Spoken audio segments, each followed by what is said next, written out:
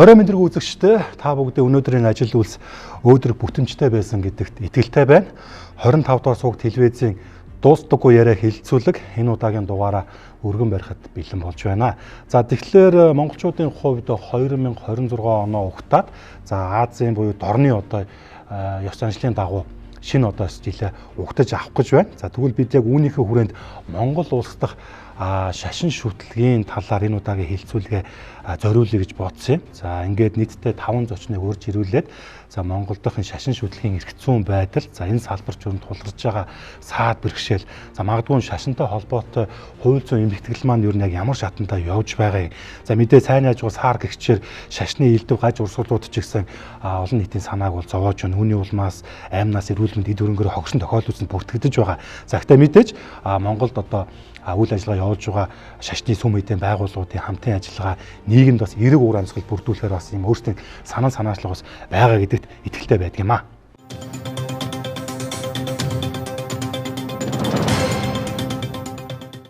За ингээд хэлэлцүүлд хүрэлцэн ирсэн та тавда талархлаа илэрхийлье. За зургуулаа ямар ч байсан нэг цаг гарганы хугацаанд бол Монгол дахь шашин шүтлгийн асуудлаар шашны эргэцүү, за мөн энэ салбарт тулгамдж байгаа асуудлууд хийгээд болж үтж байгаа зүйлээ ч гэсэн хамтдаа ярилцъя гэсэн юм аа. За тэгээ хэлэлцүүлгээ аль бисаар эхлүүлье.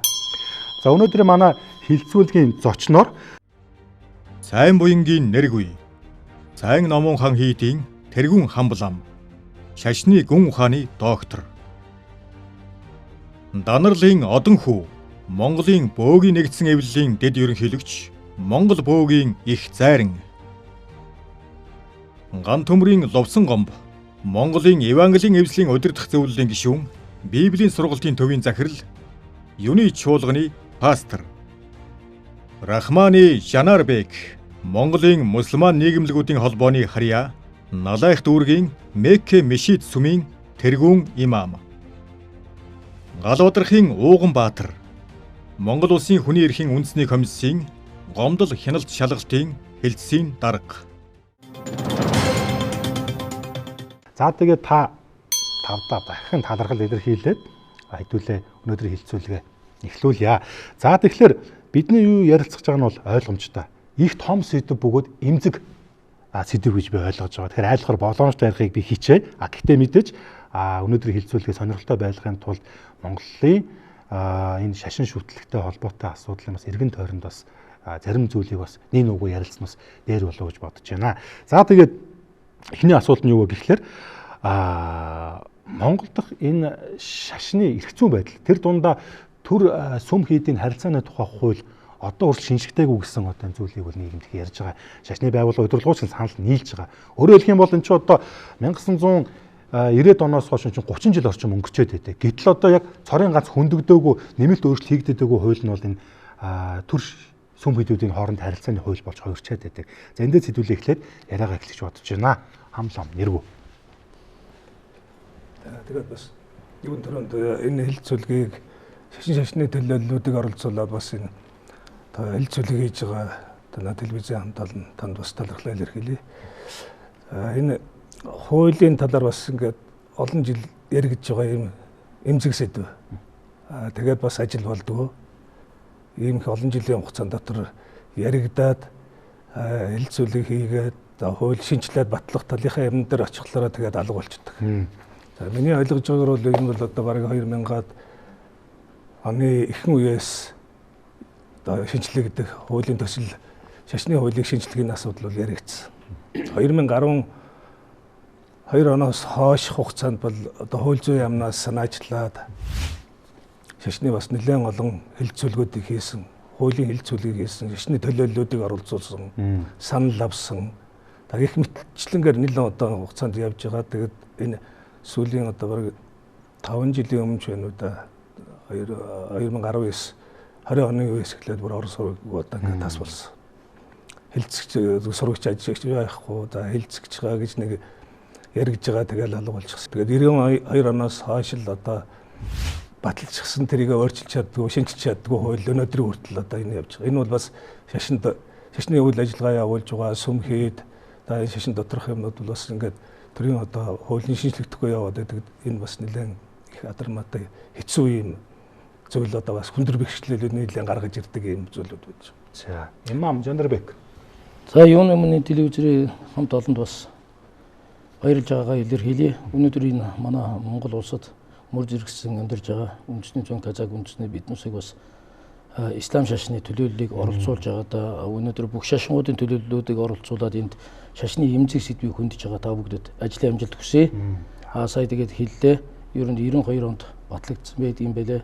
Биднүүсийн тэр үед хүүхэд байсан ямар юунуудыг барьж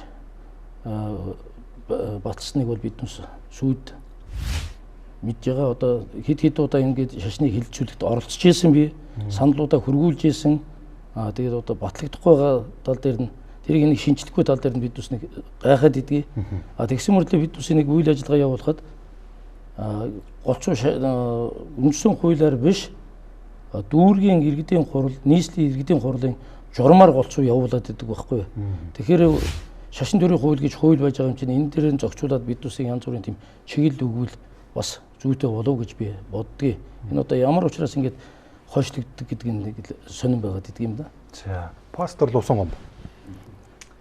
Намайг урьж оруулсанд баярлалаа. За тэгээд саяны хоёр зочны маань ярьж байгаатай адилхан 93 оноос хойш одоо 2023 25 гэдэг чинь 22 жилийн турш те 32 жилийн турш өөрчлөгдөөгүй хууль явж байгаа гэсэн үг шүү дээ тий. Тэгэхээр Христ итгэлийн цуглаануудын зүгээс ярих юм бол 93 оны үед энэ хууль батлагдах үед нэг 7 8 10 орчим христийн чуулган байгуулагдсан түүх байгаа. Тэгээд одоо би Монголын Евангелийн эвсэлд ажиллаж байна. Евангелийн эвсэл гэдэг маань христийн цуглаануудын тэм нэгдсэн сайн дурын байгууллага. Тэгээд тэр байгууллагад ер нь нэгдээд хүсэлтээ өгсөн протестант христийн 500 гаруй сүм байгаа. Тэгэхээр одоо 8 сүмээс 500 гаруй сүм болсон. Тэгээ энэ 500 гаруй сүмүүдийн дотор буйны үйл ажиллагаа явуулж байгаа төрийн бус байгууллагууд их байна. Сургуулиуд байна. Бас хэвлэл мэдээллийн одоо зарим нэг ийм салбарт ажиллаж байгаа ийм нөхцөл байдлууд байна. Тэгэхээр энэ нөгөө нарийн шашин болон бусад салбаруудтай холбоотой нарийн зохицуулалт зайлшгүй шаардлагатай болоод гараад ирж байгаа. Тэнгүүд аль 93 онд гарсан хууль болохоор нарийн зохицуулалт байхгүй. Тэгээд бид нар мэдээж хэрэг энэ хуулийг гаргахад одоо юу саад болоод байна. Яагаад болохгүй байна гэдгийг ажиглаад л ер нь бол хүлээгэл байцгааж л байна л да. Тэгэхдээ сүүлийн 10 гаруй жилийг харахаар ер нь одоо би хувийнхаа ажиглалтыг хэлэх юм бол ер нь парламент дээр сүүлийн 4 жилийн парламент дээр энэ хууль өөрөө тавигдсан. Одоо юугаар те төлөвлөгөөтэйгээр тавигддаг. Гэхдээ нөгөө завсраар нь орж иж байгаа гинтийн хуулиуд ярилцж байгаа юмнууд айгүй их олон юм парламентээр байгаа харагдаад идэгий. Одоо юу гэдэг нийгэм гинт өөрчлөгдөнгөөл завсраар нь дахиж нэг хууль орж ирэл ингээл. Тэгэхээр одоо яадгийг боловсролын өнгөрсөн 4 жилийн парламент бол боловсролын ерөнхий хуулиа батлах гэж нэлээд гарч байгаад баталсан. Тэгээ хажууны шашны хууль гэхээр бас нэг том хууль. Тийм учраас би одоо энэ шинэ парламент маань батлана гэж гүм их найдаж байгаа да. За их зайран одонхоо. За анх удаа Монголын язгуурын одоо шүтлэг бөөмөргөл тэнгэр шүтлэгний төлөөллийг одоо энэ хэлцүүлэлт өрж оруулсан танай хамт олон талаар илэрхийлье. За энэ тэнгэр шүтлэг бол Монголын одоо язгуурын шүтлэг. За хүмүүс одоо бөөмөргөлийг одоо шашинч гэж үзээд бөөмөргөлч гэж шашин байсан маргаантай сэд өдөө хөтөл явсаар ирсэн. За 93 онд одоо бид нэгэнтээ чөлөөт нийгэм сонгосон учраас бүхэл шашны төлөөлөл зэрэгцэн оршиж үйл ажиллагаагаа явуулж байна. За манай бөөгийн хувьд бол Монголын одоо Монгол хүн болгоны цуснд нь ясанд нь байдаг сайхан тэнгэр шүтлэг бол сэргэж одоо баг 20 гаруй мянган бөө одоо бий болсон. Эдний хувьд бол одоо ямар нэгэн шашны байгууллагын статус байхгүй. За яг нэг иргэдийн төлөөлөлтийн хурлаас яг шашны юугаар байгууллагаар зөвшөөрөл авсан нэг 2 3 хан байгууллага 100 гаруй одоо төрийн бус байгууллагууд нэг 20-аас 30 мянган бөө болоод ингээд нэгдэж байна гэсэн юм одоо юу судалгаа бидэвхтэй байгаа. Тэгээд энэ 90-ны шашны хуулийн асуудлыг яг энэ 2018 онд бас нэг төсөл орж ирсэн. Тэр төсөлд би бас суусан. Тэн дээр бол бас нэг талыг барьсан. Энэ олон ургалч үзлээс бас хазаасан тэм төсөл орж ирсэн гэдээс бид одоо энэ сууж ясны байгууллагын төлөөлөгчд оролцсон байх. Бид нэр одоо бас буцаасан юм тохиолдол байгаа. Тэгээд шашны хуулийг одоо күн болгоны мэддэг сольдог болоос күн болгоны хамгийн нэмзэг хамгийн ээдрэтэ сэдвийн хуулийг яагаад өдөө хүртэл ингэж батлахгүй энэ төр анхаарч сухгүй төрийн дор бид нар амьдрах хөстэй бүх шашин амьдрах хөстэй. Тийм учраас энийг бол маш яаралтай одоо энэ бас хуулийн төсөлд оруулж бидний бас амьдрах орчныг сайн муугийн ялгаж инхнүүдэ зүйтэй болов гэсэн бодол манай тэнгэр шүтлэгтэд байдаг. За хэлцээний дараа Ууганбаатар. За бүгдээрэнд нь орой минь хүргье. За тэгэхээр Монгол Улсын их хурлаас төр сүмгүүдийн харилцааны тухай хуулийг 93 оны 11-р сарын 11-ний өдөр баталсан байдаг. За өөрөөр хэлбэл одоос 33 жилийн өмнө батлагдсан хуулийн зохицуулалтаар бид бүхэн одоо төр сүмгүүдийн харилцаа шашны үйл ажиллагаа бол явагдаж байгаа. За тодорхой хэмжээний өөрчлөлтүүд орсон боловч үндсэн одоо хуулийн зохицуулалтын дээр биш одоо бусад хуулийн дагаж гарсан энэ өөрчлөлтүүдийн хүрээнд хийгдсэн л одоо нэмэлт өөрчлөлтүүд байдаг болохоос биш хуулийн зохицуултыг шинжилж байгаа нийгмээ дагаад өөрчилж байгаа ийм зохицуултууд бол энэ уг хуулийн дээр бол ороогүй байдаг. За бид бүхэн 1990 онд нийгмийн шилжилт хийсэн. За энэс өмнө бид бүхэн 70 жил бараг үндсэндээ нэг шашингүй үзлэр явсан. За тэрнээс өмнө шарын шашин бүр дэвшлээд одоо бөөгийн шашин, бөөгийн тэнгэр үзэлч гэдэг юм одоо ингэж явж исэн. Энэ одоо төр сүмгүүдийн харилцааны тухай хууль батлагдж явах үеийн нийгмийн нөхцөл байдал одоогийн нөхцөл байдал хоёр бол эрсдэс ялгаатай. Одоо түрүүн одоо пастороос хэлж байгаа шиг тэр үед нэг цөөхөн хэмжээний одоо христийн сүмүүд байсан бол өнөөдөр Монгол улсад хэдийн хэмжээний христийн сүмүүд ажиллагаа явуулж байгаа. Христэд итгэгчид төдий тоогоор нэмэгдэж байгаа. За мөн дээр нь одоо исламын сүмүүд бол тодорхой хэмжээнд нэмэгдэж байгаа. За шарын шашны сүмүүд ч одоо дөнгөж одоо нийгэм нээлттэй болсон үе байсан учраас тухайн үед бол цөөхөн байсан баг. Одоо бол бас нэлээдгүй нэмэгдэж байгаа гэдэг. Зохицуултууд дутмаг зохицуултыг илүү наривчлах шаардлага байна уу гэвэл байгаа. За төр сүмгүүдийн харилцааны тухай хуулийн 9-р зүйлээр бол энэ сүм хийдэг зөвшөөрөл олох асуудлыг бол орон нутгийн өрөөд тосны байгууллага иргэдийн төлөөлөгчдийн хурлаас олгож байгаа. За энэ зөвшөөрлийг үндэслээд улсын бүртгэл дээр одоо аж ахуй нэгж байгууллагын гэрчлэгээ олгоод ингэ явдаг. Ийм одоо эрх зүйн зохицуулт үйлчилж байгаа. Өнөөдрийн нийгмийн хөгжлөөс шалтгаалаад одоо хүн амын бүлгүүдийн хоорондын өөрчлөлтөөс шалтгаалаад энэ сүмгүүдийн харилцааны тухай хуулийг шинчилж одоо найруулах өнөөгийн цаг үед нийцүүлэх шаардлага байгаа юу гэвэл тийм. Гэхдээ энэ одоо мэдээж хууль санаачлах хэрэгтэй 3 субъект л байгаа шүү дээ Монгол улсад. Эдгээр 3 субъектийн аль нэгнээс нь санаачлаад ингээд өргөн баригдаад асуудлыг шийдэх ёстой л гэж харж байгаа.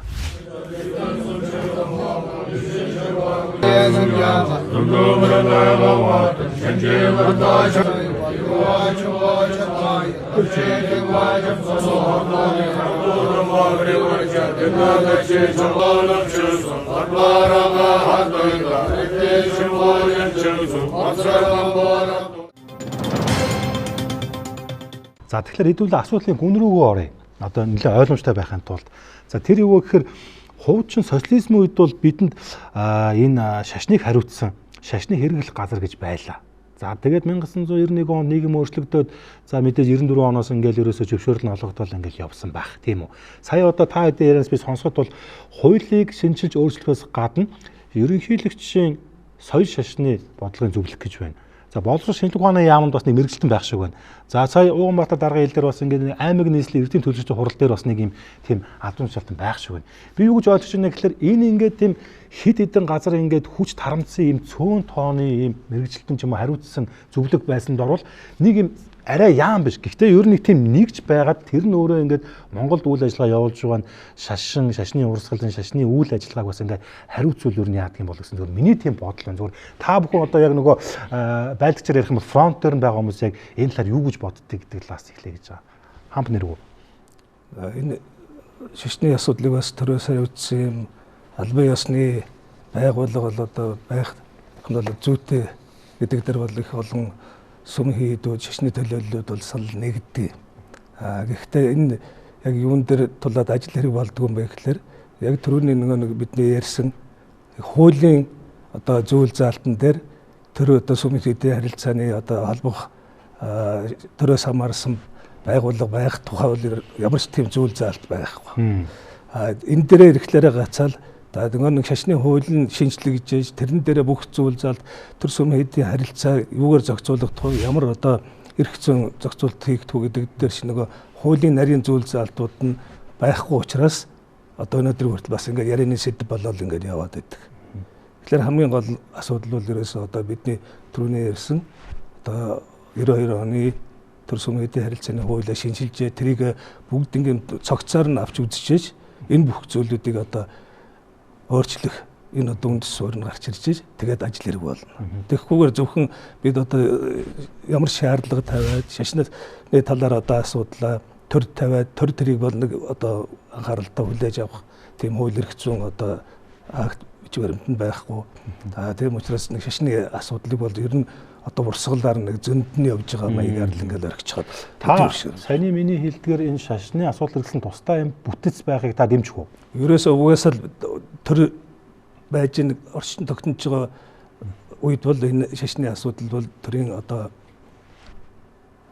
эвэл бодлогын доор бол явагдаж байгаа шүү дээ. Энийг зохицуулдаг байгууллага байх шүү дээ. Зааварчилгаа тэрийг бол үйл ажиллагаанд ороод хяндаг тийм одоо байгууллага биш. Ерөнхийдөө төрийн бодлогын зүгээс заавар одоо чиглүүлдэг.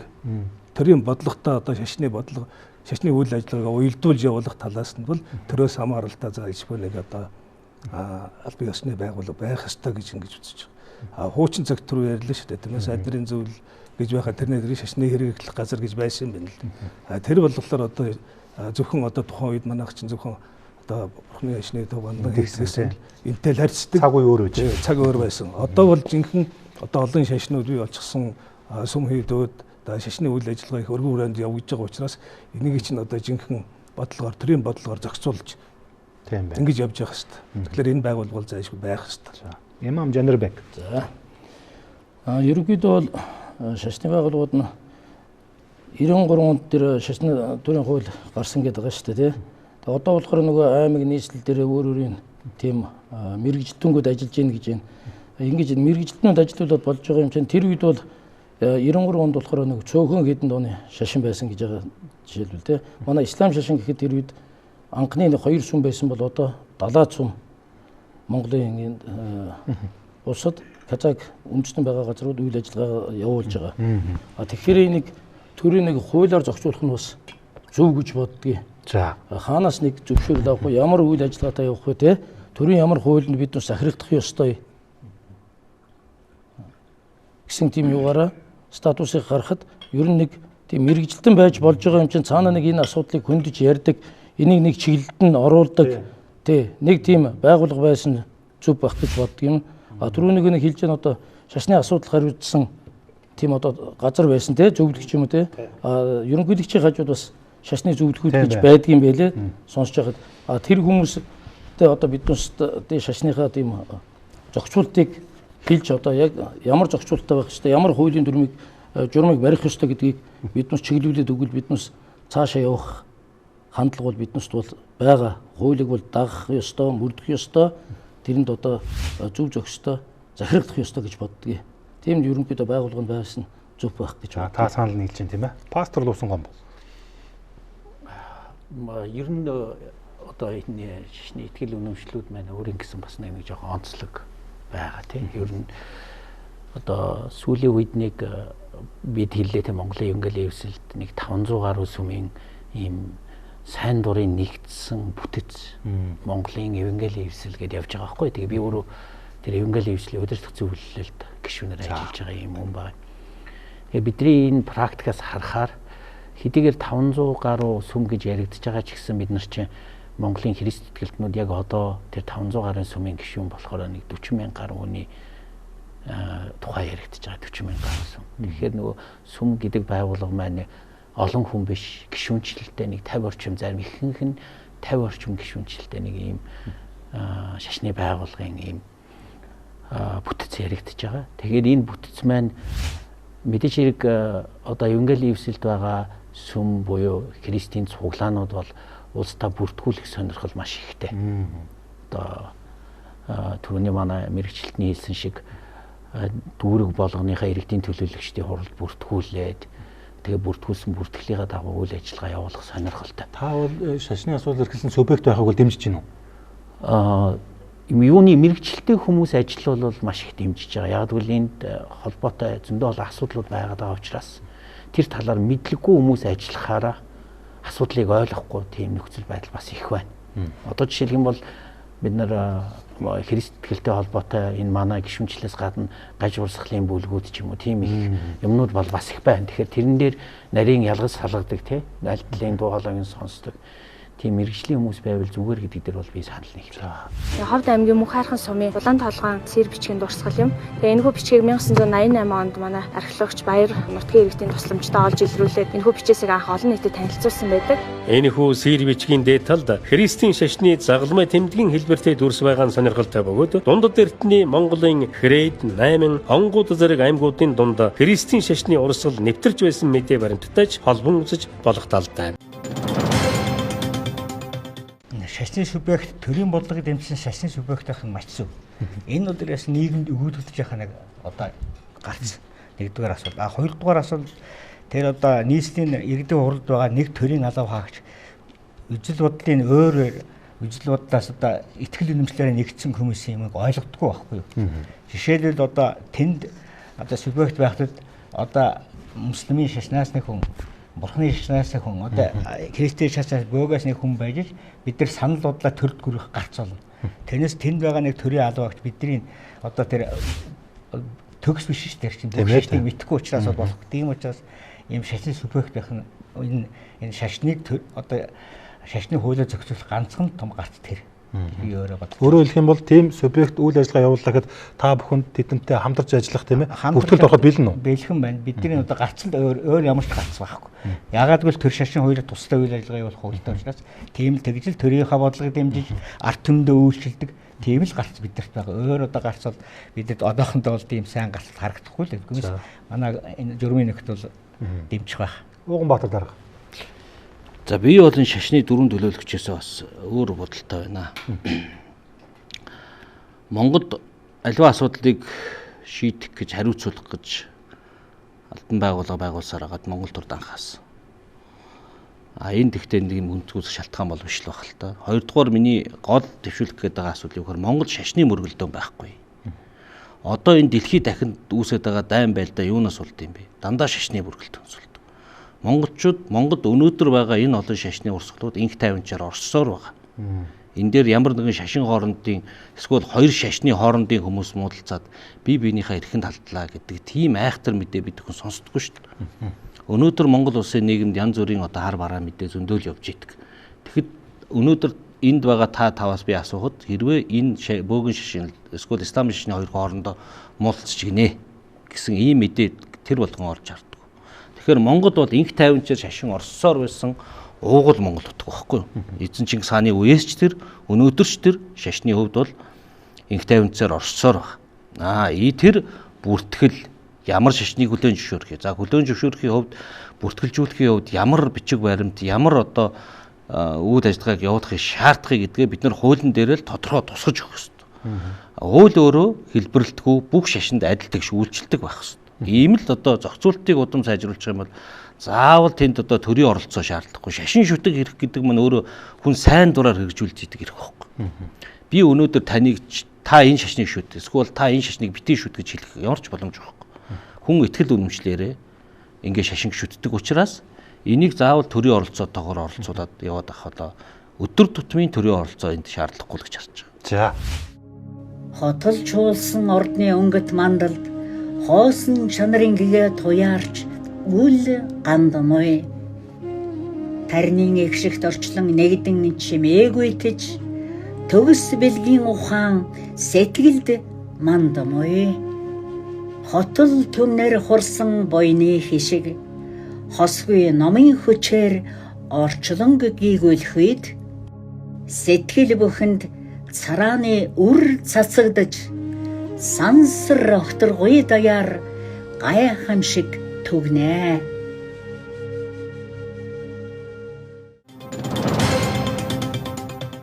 За дараагийн эсрэг рүү оръё. Та сая яг дараагийн сэдвийг баг ярьчих шиг боллоо. Тэрний юу гэхээр за Монгол бол харьцангуй тайван улс орн гэж юм тийм ээ. За мэдээж шашин шүтэх болон шүтэх нь бол тэр хүний бодгаалын эрх гэж би ойлголоо. Гэхдээ одоо яг Монголд ингэж яг хичнээн шашин байгаа.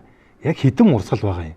За одоо ингээд голлох буюу зөнхлөх 3-аас 4 шашин буюу шүтлэг байж ойлгоо. За одоо та 4 байна тийм үү. А гэтэл урсгалчин ингээд баг 60 гараа явцсан байна. 67 8 гэж сүүлд нэг судалгаа гарсан байсан.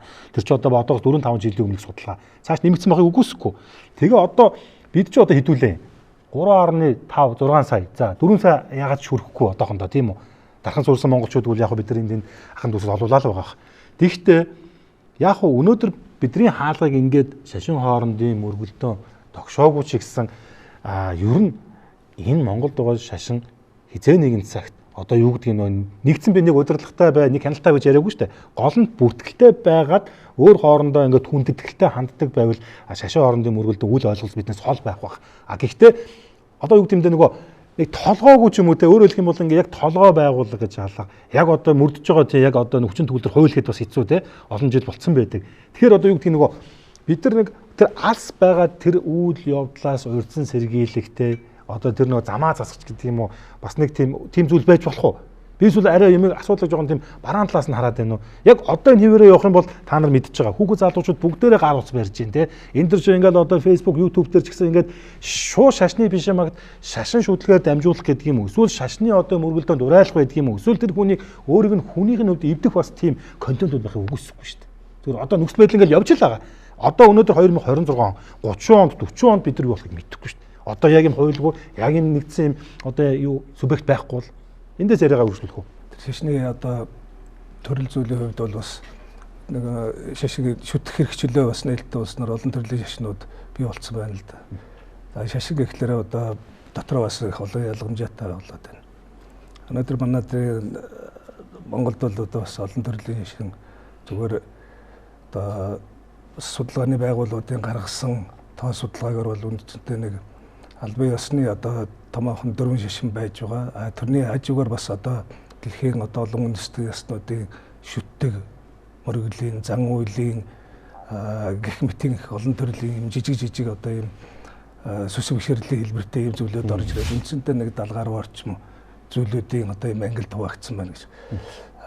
Ер нь дэлхийн нийтээр бол яг өнөөдөр одоо нэгдсэн үндэсний байгууллагын хамгийн сүүлийн судалгаагаар гаргаснаар бол нэг 10,000 гаруй төрлийн шашны зан үйл одоо дэлхийд дээр одоо бүртгэлтэй байгаад байгаа. Тэрний одоо 195 гаруй улсын одоо үндэстэн ястнууд дотроос нэг 7,100 гаруй төрлийн одоо хэл яриа дэлхийд дээр одоо түгээн тархсан байж байгаа. Тэрэн дотроос салбарлаад одоо 10,000 гаруй төрлийн шашин шүтлэг гэдэг одоо зан үйлийн юм зүйлүүд бол одоо дэлхийн нүүбийн бүртгэлээр одоо ингэж бас судалгаагаар бүртгэгдсэн байж байгаа. Тэгээ энэ дотор бол одоо хамгийн гол тэргүүлэх шашин гэх юм бол одоо дэлхийд дээр нэг 4-5 төрлийн одоо юм шашнууд байна шүү дээ. Хамгийн нэгдүгээрт нь болох юм бол христийн шашин байж байна. За үүний дараагаар нь одоо дагагчийнхаа тоогоор одоо исламын шашин орж байна. За түүний дараагаар нь одоо хинду шашин. За тэгээд дараагаар нь одоо бас буддын шашин. Тэгээд бусад одоо олон төрлийн шашин тийм ээ. Үндэстнүүдийн улс орнуудын өөрсдийн одоо бурхны шашнаас салбарч авсан байдаг юм уу? Христийн шашнаас одоо салбарлаж өөрийн болгож авсан үндэснийхээ онцлог тохируулж авсан гэх мэтийн одоо олон төрлийн юм шашны одоо ангиллууд маань бас нэг их олон тоотой болчиход байна.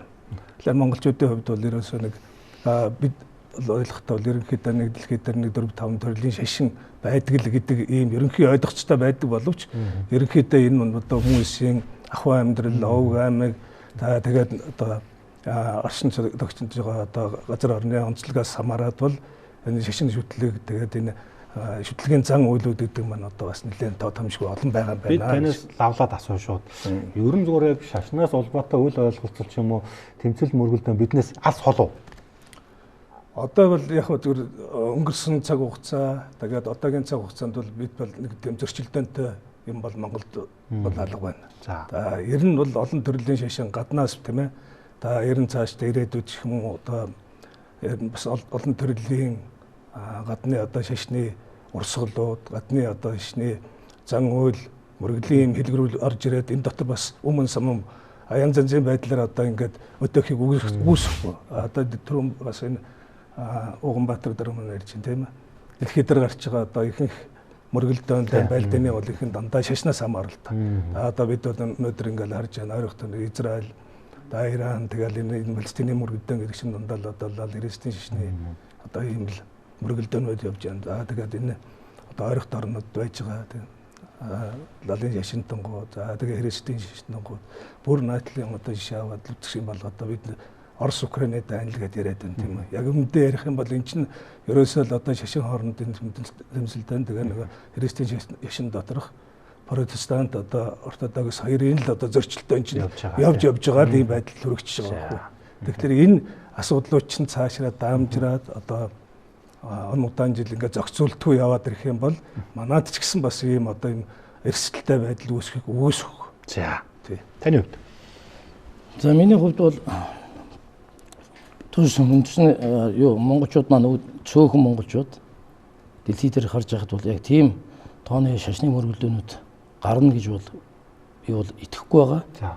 Яагаад гэвэл бид чи эвтэй найртай нэг одоо туурган дор амьдарч байгаа учраас гарахгүй гэж бодож байгаа. Алстаа бол одоо саяных шиг 30 жилийн дараа ч юм уу 40 жилийн дараа гэвэл одоо тэрийг бол яг бид бол хэлж мэдэхгүй шүү дээ. Яагаад гэвэл бид чинь Монголд амьдарч байгаа нүүдэлчин ард учраас биднээс шашин ондоо боловч биднээс амьдрах ёс жаяг маань нэг байдаг учраас биднээс нэг айхтар зөрчилтөнд бол гарахгүй гэж би бодож байгаа. За миний бодол бол ийм байна. За таны хувьд. Уумат та санал нэг байна л да. Манай улс ч одоо их хааныхаа үеэс шашны хүлцлийн бодлого баримталж ирсэн те хүмүүс нь нөгөө монгол хүмүүс харуул ухаантай байгаа шүү дээ. Альва асуудал дээр хүлээцтэй ханддаг тийм ард юм учраас тэгэж одоо радикалчиж те тэгэж одоо хэд тийм шашны асуудлаас болж хуваагдана гэдэг дээр бол би угаасаа итгэдэггүй. Тийм тохиол байхгүй. Гэхдээ яг хоо энэ нөгөө саяны манай нэрбүү баян ярьсан шиг те янз бүрийн итгэл үнэмшилтэй янз бүрийн зоригтой хүмүүс ер нь их бид нар чинь хил нээлттэй болцсон учраас орж ирж байна. Орж ирээд зарим тохиолдолд те сэтгэл зүйн хувьд бэлэн биш байгаа.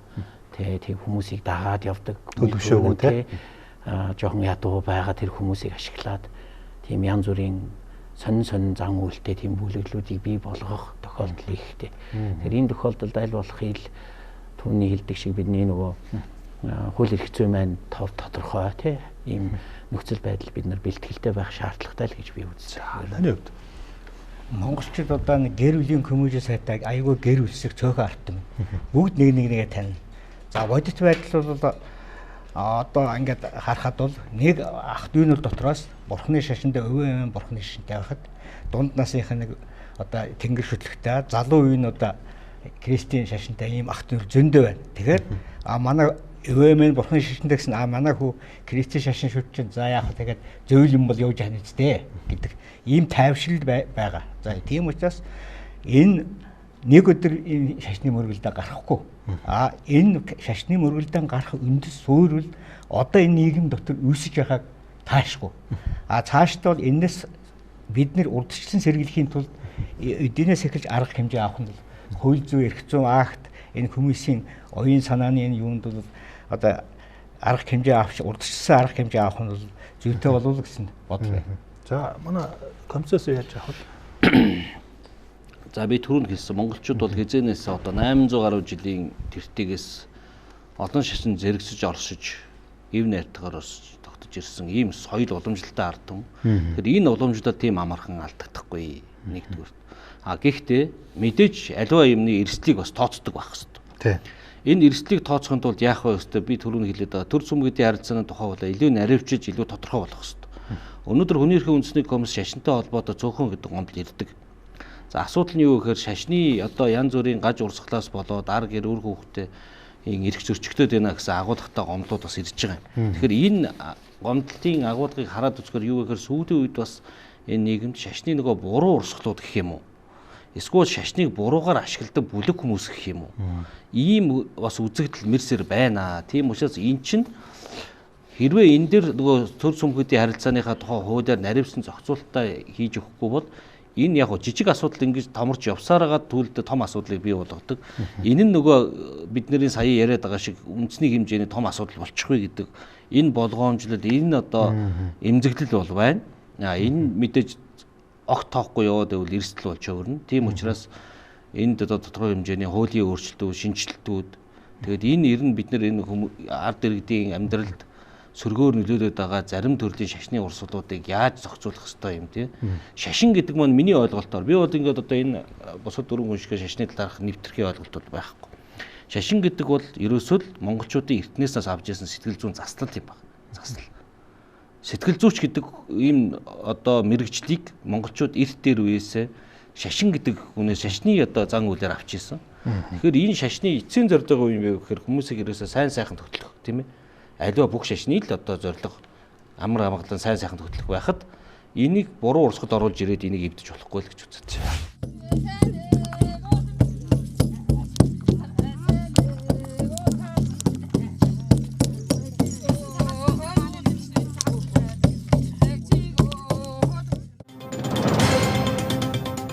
Сайн муугаа ер нь төрүүл яригсэн шүү дээ. Эхлээд хэдүүл асуудлаа ярьчээ. Тэгээд яг цаашаа болж байгаа бүч амруу орно. За одоо нэг сэдв бэ. Тэрний өгөхлөр би яг та нарыг ярьж байхад ингээл энэ шашин судалдаг энэ багш доктор профессоруудаа одоо ингээл энэ байр суурийг ингээл би дэлгэснээр харуулаад явж байгаа юм.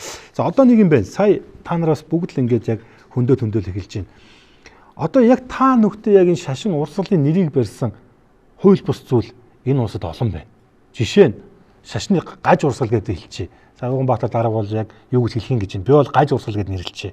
Үүнээс болоод мөрөөрөө байгаа одоо иргэн хүмүүс ярил л эсвэл нийгмийн бүлэг амнаас эрүүл мэнд эд хөрөнгөөрөө хохирж байгаа. За одоо би бүр нэрийн дуртаж болж байна. Хид хэдийн юм шашны юм одоо сект гэх юм уу те эсвэл шашны фанатикууд ингэж гарч ирсэн. Тэгээ энэ ингээд одоо олон нийтийн сүлжээнд ил босноор одоо хожим бас ингээд дараагийн хүмүүс хохирохоос бас урьдчилан сэргийлсэн байхыг бол үгүйсэхгүй. За тэгэхээр би таваас юу гэж асуух гэдэг нь гэхэлэр яг та бүгдээ одоо шашин шүтлэгийн нэрийг бариад тийм үү нийгэмд юм хордоо үйл хийж байгаа юм хувь хүн болон бас нийгмийн бүлэг байх шиг байна. Тэр гадаадын санхүүжилт болон зохион байгуулалтаа жаахан үгүйсэхгүй. Тийм биз дээ. Бид бол нүүдэлчин айжуу 50 улсууд шүү дээ. Гэтэл энийг бас ашиглаад одоо улс төрийн зорилго шүү гэдэг юм уу юу ч нуудаж үгүйсэхгүй. Тэр энэ дээр яг энэ шашны гаж урсгал дээр юу тав яг ямар бодолтой байдгийг. Бүгд Солонгос улсаас орж ирсэн нэг тийм сонин одоо холин гутгсан тийм үзэл бүлэглэлтэй хүмүүс бас байгаад байна. Дээрээс нь Хятадаас ч бас орж ирж байгаа тийм бас хүмүүс байна. Тэгэхээр улс өөрөө хил нээлттэй учраас хүмүүс орж ирээд соёлын харилцаа солилцоо явагдах үед ийм буруу зорилготой одоо юу гэж хэлэх вэ? Зарим тохиолдолд одоо ашигын мөнгөний сонирхолтой ач гэх юм уу тийм ийм бүлэглүүд орж ирээд хүмүүсийг илсүүлэх тохиолдол байгааг бол ерөөсөө үгүйсэхгүй. Тэгэхээр энэ эдгээр хүмүүс зарим тохиолдолд Христ итгэлийн нэрийг бол айгүй их барьж байна. Тэгээд хүмүүсийг тодорхой хэмжээнд сэтгэл зүйн хамааралтай бас болгоод байгаа. Тэгэхээр энэ дээр л би түрүүний хэлээд байгаа бид нар бас нарийн хуулийн зохицуултыг яаж хийх юм байгаа, яаж зохицуулах юм байгаа тий. Тэгээд үүн дээр ажиллах шаардлагатай байна гэж би үзээд байгаа. Гэтэ яг бид нар нөгөө хуучин хууль зохицуултын арга барилаар тий юу гэдгийг эрхийг нь өгөхгүй, зөвшөөрлийг нь өгөхгүй хаачаар хөгжихгүй гэдэг нэг тийм таашаасан бодол бас байгаа тийм ойлгоод байгаад байна. Сүүлийн үед улс орнууд чи өөрөө янз бүрийн бодлого баримталдаг болсон. Хитрхи хаагаад ингээд нууцлагдмал байдалд оруулчихаар зарим тохиолдолд улам гаараад идэг тохиолдол хүртэл байна. Тэгэхээр энэ нөхцөл байдал донд чухам яаж явуулах вэ гэдэг дээр мэрэгжлийн тийм өөрсдийн онцлогийг баримталсан одоо итгэлийн бүлэг, Христ итгэлийн бүлгүүд ч юм уу энэ дээр яаж ажиллах вэ гэж санал бодлоо илэрхийлсэн ийм хамтын ажиллагаа байгаасай л гэж би хүсдэг шүү дээ. Та юу гэж байна?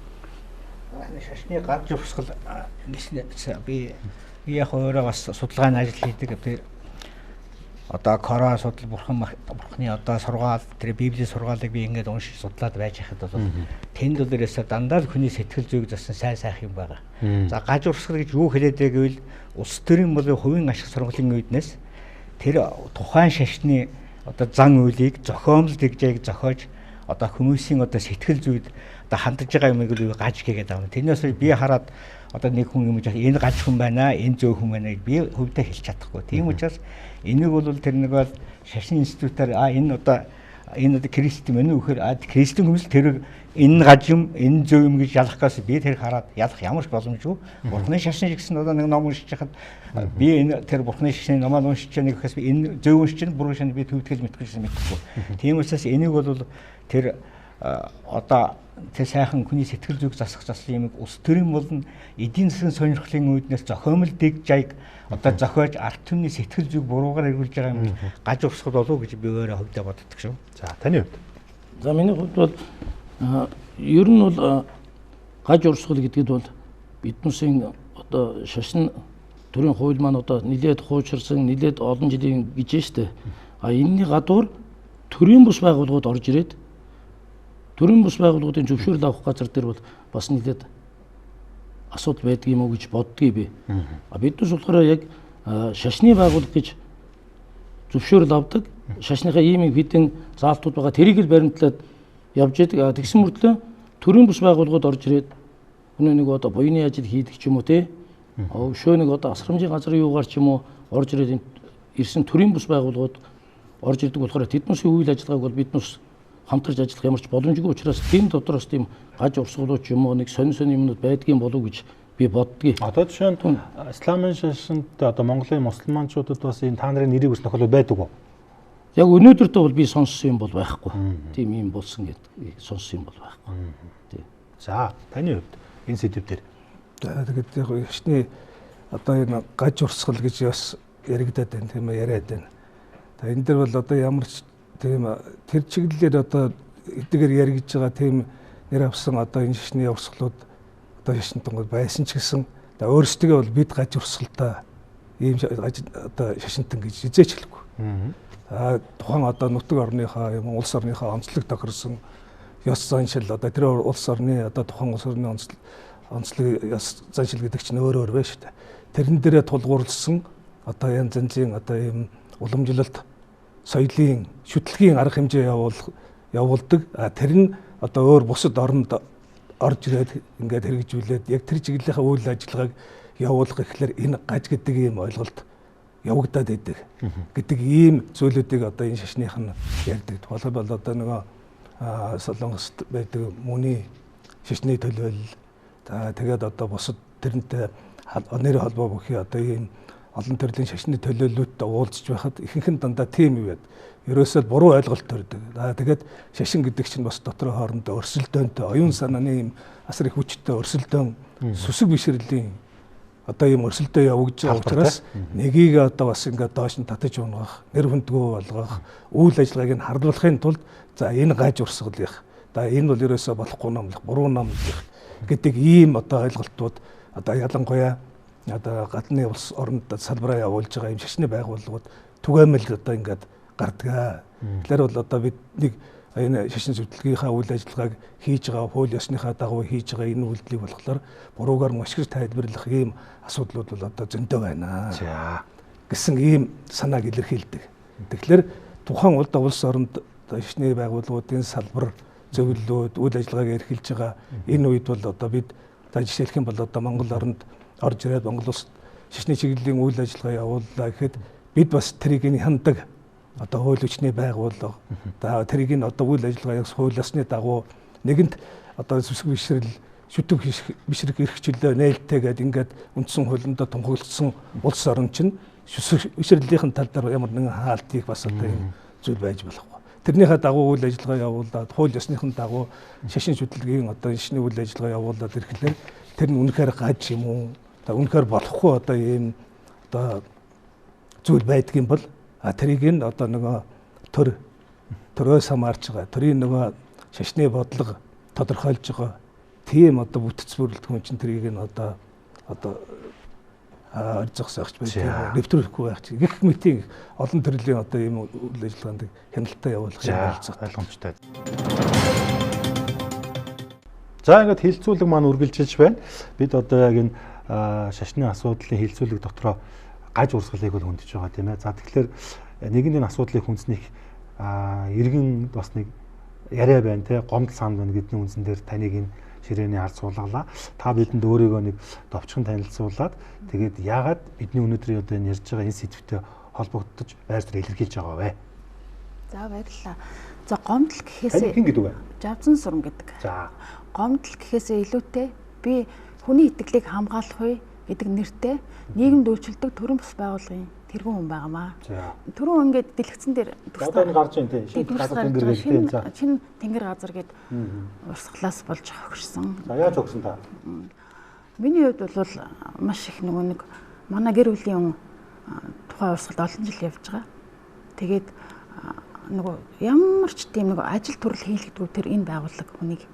Тэгээ би бүх гэр бүлийнхээ нөгөө бүх асуудлыг өөрч явдаг, өөрөө байсан ч өөрч явдаг. Тэгээ бусад нөгөө гэр бүлийнхээ санхүүгийн асуудлыг зохицуулж явдаг. Тэгээ манайх жоохон хүүхдүүдтэй. Тэгээд энэ урсгалд орсон хүн болохоор зөвхөн энэ урсгалынхаа тухай юм ярьдаг, гэр орондоо тийм ярьдаг. Тэгэл ерөөсөн энэ урсгалд өдөр болгоо явдаг. Ажил хийж гэр бүлээ тэжин тэтгэдэг юм уу? Тийм юм байхгүй. Тэр урсгал нь өдөр болгон ирэхийг шаарддаг. Тэгээ баян хүн эсвэл гэдэг. Тийм учраас нөгөө ерөөсөн гэр бүлийн анхаарахаа болонгот хамаг ачаа миний нуруунд дээр ирээд тэгээд би маш их стресстэй дарамттай амьдрах болсон. Энэ урсгалаас болж. Тийм учраас гэр бүл салах шийдвэрээ гаргацсан байна. За тэгээ одоо энэ хүүхдүүдэд өнчрүүлж байна. За энд шинэ газар тэнгэргээд энэ урсгал одоо хүртэл энэ Улаанбаатар хотод орон нутгийн үйл ажиллагаа явуулж байгаа юу? Явуулж байгаа. За тэгээ энэний ерөөсөө юу гэдэг холбогдох байгууллагууд нь одоо хянах шалгах одоо арга хэмжээ авах байдаг юм уу? Ер нь л нөгөө дөрөв төр сүмүүдийн харилцааны тухай хууль ярьсан шүү дээ тий. Тэр хууль дээр болон ер нь манай эрхцэн орчинд одоо тэгээ шалгаад янз бүрийн жижиглагаалыг шалгаад тийм нэг хариуцлага хүлээлгэх ямар ч тийм тогтолцоо байдаг юм бэл. Нэгдүгээр яг тэр шинэ тэнгэр газар гэдэг зүйл чинь Библиэлд байгаа зүйл байхгүй да. Тэрийг одоо зүгээр Христийн сүмийн ч гэсэн олоод унших юм бол шинэ тэнгэр газар гэдгийг олж харах боломжтой. Одоо итгэл үнэмшлийг нөхөхийн тулд юм уу, тохиор цагддаг ч юм уу одоо ямар нэг тийм гаж зүйл Библиэлд байхгүй. Тэрэн шигээ энэ манай сүмийн хувьд бол тийм байдаг. Манай гэр бүлийн 8 жил явж байгаа энэ сүмд. За тэгээ ажил хийдгүү. 8 жил ажил хийгээгүй. Би тэгээ тэр хугацаанд бас нялх хүүхдүүдтэй байсан. Тэгээ нялх хүүхдүүдтэй байжгаад ажилдаа орсон. Манайх бас нөгөө үр ширттэй байсан. Тийм учраас одоо манай нөхөр нэг ч удаа ажил хийдгүү учраас би одоо бүх өрийг төлж явдаг. Дээрээс нь хүүхдүүдээ өсгөж явдаг. Дээрээс нь өвчтэй хүүхдтэй. Ийм бүх ачааллыг над дээр өөрүүлдэг. 11-гээ заавал сүмдөө өгөх ёстой гэдэг. Орлогынхаа сар болгон. За тэтгэврийн хүмүүс доотлол нь заавал тэтгэврийн доод хэмжээ чинь 600,000 штэ. Тэгэхээр 60-70,000 төгрөг. Бид нар бол итгэцэн хүмүүс болохоор бүгдээрээ өгдөг тэр юугаа. Тэгээд бизнестэй ганцны хүмүүс байдаг. Бид нар нь бүр 1-2 саяар нь өгдөг юм байлээ. Би тэрийг өгчээсэн жишээг мэднэ. Яг бол манай нөхрийн дамж дансаар зарим мөнгөнд дэж дамжиж орж ирдэг байсан. Ергийн яг гомдлог шилэхгүй ч гэсэн өөртөө тохиолдсон кейсийг л ярьж байна л да тий. За та болно тийм чөлөөж болно тийм. За. Тий, ер нь бол манай дээр бас зарим иргэдийн зүгээс ханддаг л асуудал л да. Би анх удаа сонсож байгаа юм биш, урд нь сонсож иймэрхүү асуудлууд манай дээр зөвлөгөө аваа явдаг. Сая иргэн хэлж байна. Яг одоо хүнийг шашин шүтснийхэн төлөө хариуцлага хүлээлгэх хэрэг зүйн зохицуулт бол байхгүй. Шашин шүтэх гэдэг чинь эрх. Энэ тохиолдол дээр юу вэ гэхээр энэ шашны гаж буруу урсгал гэдэг байгаа нь өөрөөр хэлбэл шашны нэр хүндийг бас сэвтээгээд байгаа юм аа. Одоо нийтээр нь л бүгдээрээ Христийн шашныхан бол ингэдэг гэж ойлгодог. Тэгэхэд тэр дотор нь бол маш олон тийм гаж урсгал байхын зэрэгцээ эерэг урсгалууд ч байх. Одоо энэ зарим урсгалууд яаж вэ гэхээр ерөөсөө энэ шашныг эдийн засгийн хөшүүрэг болгож байгаа. Тэгж байна. Эдийн засгийн хөшүүрэг болгож байна. Эдийн засгийн одоо орлого болох хэрэгсэл болгож байна. Энүүгээрээ үүдтэйгэд хүний амьдралыг одоо амьдралын хувь зээнд нөлөөлж байна. Одоо сая иргэний хэсүүдээр бол ингээд нөхөр нь одоо орлого олдоггүй, зөвхөн шашиндаа явдаг. Шашин цаанаас нь дахиад нэмж хүн илсүүлэхийг шаарддаг. Орлогынхаа тодорхой хувийг өгөхийг шаарддаг гэдэг. Энэ асуудлаар манай дээр зөвлөгөө авах гээд иргэд ирдгээ. Тэгэхээр эндээс би юу гэж дүгнээд өгөхөр Монгол тодорхой хэмжээний шашны буруу урсгалууд бол байна. Зөвхөн манад ирж зөвлөгөө авч байгаа иргэдээс гадна миний иргэн тойрон манай хамаатан садан дотор ч тийм хүн байна. Бүгдэнд л байна дөө тий. Байна. Одоо яг тэгээд шашны одоо ингээд зохион хэмжээний одоо буруу урсгалаад автаад ингээд явцсан. Тэгээд тухайн хүнийг буруутгахыг гэхээр эрх зүйн хувьд бол ямар ч буруутгах нөхцөл боломж бол байхгүй. Тэр хүн итгэл үнэмшлийнхаа хүрээнд тэгээд өөрөө одоо өөрийнхөө сайн сайхныхаа нөгөө шашны яг үндсэн мөн чанар буюу сайн сайханд хүрэх, тайван амгалан байх энэ юунда хүрэх гэж энэ зорилгодоо хүрэх гэж тэр шашинд ороод одоо ингээд явж байгаа. Тэгэхээр шашны маань зорилго өөрөө ямар байгаа юм бэ гэдэг дээр бид хүн бас тодорхой хэмжээнд одоо тэр төр сүмгүүдийн харилцааны тухай хуульд өөрчлөлт оруулаад бас нэг мониторинг хийж явах хэрэгтэй юм шиг байна. Энэ шашны байгууллага яг мөн чанараараа ажиллаж байна уу? Би түрүүнээс бүх шашны байгууллагын мөн чанар адилхан шүү дээ. Бүгдээр л адилхан. Хүний сайн сайхны төлөө л байна. Түүнээс хүнийг муухай болгоё, хүнийг зовлон тучруулъя гэдэг нэг шашин байхгүй. Нэг зан үйл байхгүй.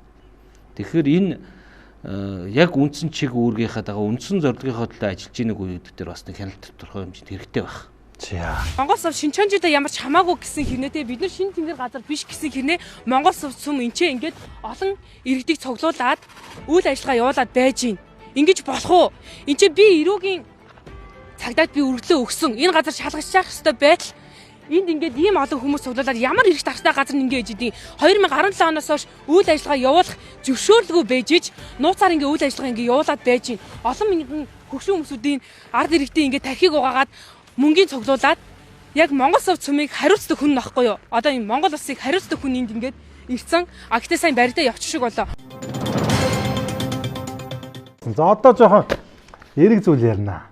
Тэр юу гэхэлэр за ямар ч сэдвүүлээ нэг хуулиа шинжилмээр юм байна те. Яг одоо мөрд хуультай болчмоор юм байна. За болдог бол ингээд нэг бас дээрээ бас нэг шашны нэг бодлого бас нэг тодорхойлсон. За тэнд бас яг шаардлага үүсэх шиг байна. За зарим нэг нь бол ингээд өөрсдөө бас ингээд нэг төлөөлөлүүд нь уулзаад бас асуудлаа ярьцдаг бас нэг тийм зөвлөл их юм уу юу гэх юм те. Бас нэг тийм давтамжтай болж болно шүү. Улирлаа ч юм уу, жилдээ ч юм уу бас нэг хагас жилдээ нэг ч юм уу байж болно те гэж бодж болж байна. За юу хөө энэ Монголд одоо яг энэ иргэдийн шүтж байгаа шашин шүтлгийн одоо сүм хийдүү сөүлүүдийг айгүй тийм сайхан хамтарч ажилладаг болсон байна. Би одоо түрүүнийг зураг гаргаад таарсан та нар ажигласан бах нөгөө жишээ нь одоо мусульманчууд одоо нөгөө христийн нийлээд ингээд сайн үеийн төлөө ингээд аян зохион байгуулдаг те ядарсан улсд бас ингээд одоо дотор байрыг юм амьдрах орон сууцыг сайхан ингээд засаад өгдөг хүнжил одоо те юм ингээд хуцаар ингээд тусалдаг гэж юмнууд ингээд гарч байгаа. Одоо хэдүүл хамтан ажиллаж байгаа хүндий.